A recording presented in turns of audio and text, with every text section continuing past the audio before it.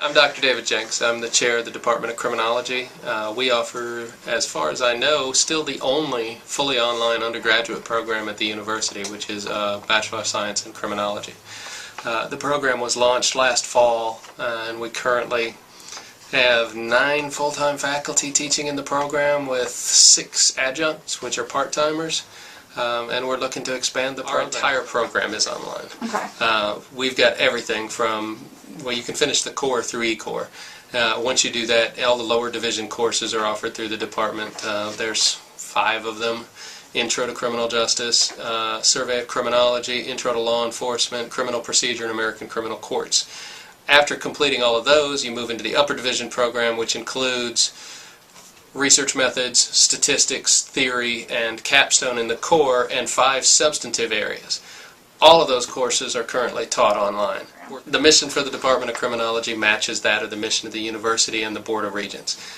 We are constantly striving for a better educated Georgia and a better educated workforce through providing access to those programs to all students, not just the ones that have the time or the effort to come to campus at a particular time. So we not only serve residential students, which we do still through our face-to-face program, but we also have a night program which we recently integrated into the online program so that students who can only take classes at night and or weekends can still take those classes. We think the online program fits that profile very well.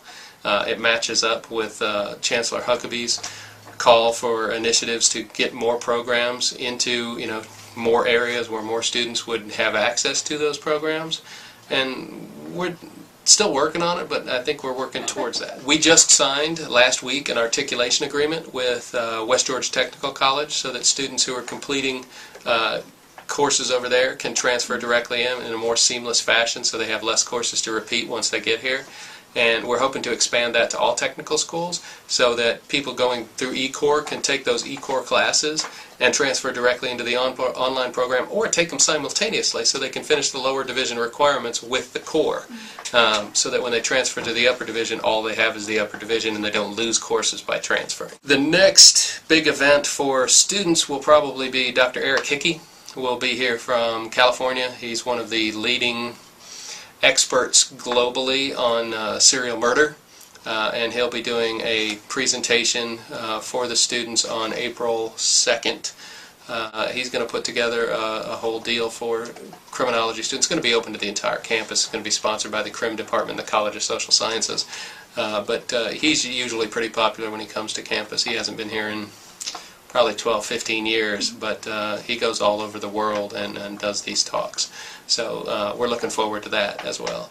We asked the Student Government Association to do a survey of all students in criminology and sociology and a couple other majors as to what course they would be interested in having on campus and what delivery format they'd want that course put out there in.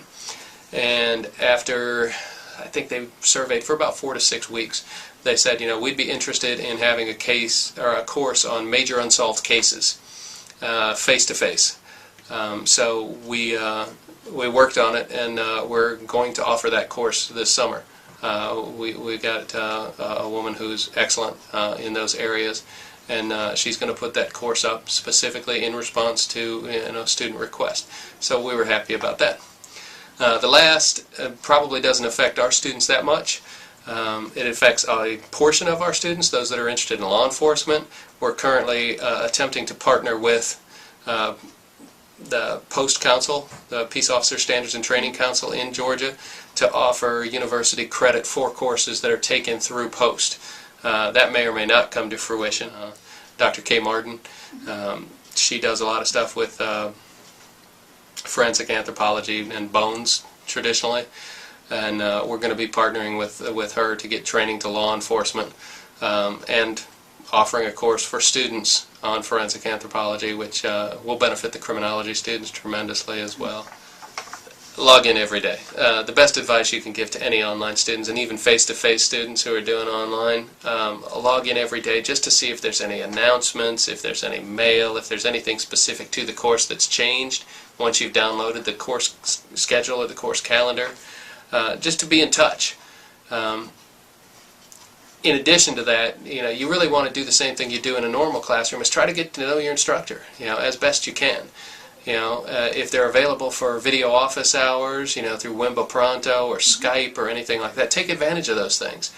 Because I think it really does help faculty to have a face with a name, and to get that one-on-one conversations. It's not impossible online, but it takes a little bit more effort than just popping into an instructor's office on campus. But it definitely can be done, and I would say the more they can do that, the better off. The best online students are they have similar traits to the best students in the classroom.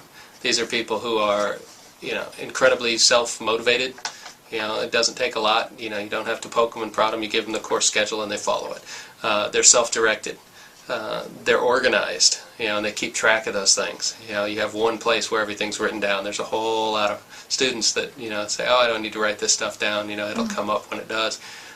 It makes it a lot easier if you write it all down, because you've got your schedule right there in front of you, and you can actually schedule time and set it aside for coursework. Say, yeah, I'm going to be out of town this weekend. Okay, got to make sure that I study, put in extra hours Thursday and Friday, so I don't have to worry about it on the weekend. And it helps a lot when you get students that can do that. And the online program, one of the issues with it is some students have a hard time putting it down, because it is there 24/7, 365. And you've got to set time aside to do the assignments and things like that. Not, it's due at noon on Monday, therefore at 11 o'clock on Monday I'm going to log in and try and throw something together. You can put it together over time, and it makes it a lot better. Other things that I've seen that, kind of funny. You get a lot of students that, think I'll log in and post some discussions, reply to discussions, especially if that's a response, after they get home late on the weekends, like a Friday and Saturday night at 1 o'clock in the morning. Those are never your best posts. You should avoid doing that kind of thing for the most part. The online program at West Georgia, we've got a tremendous faculty here. I mean, everybody's on board. Nobody's being drug into this. We're not forcing anybody to teach online that doesn't want to teach online. We've got more than enough faculty that want to do it. And it's a great opportunity for us as a department and for students, if they want that kind of freedom. But again, it's not for everybody. Criminology is, because it's the best major on campus by far.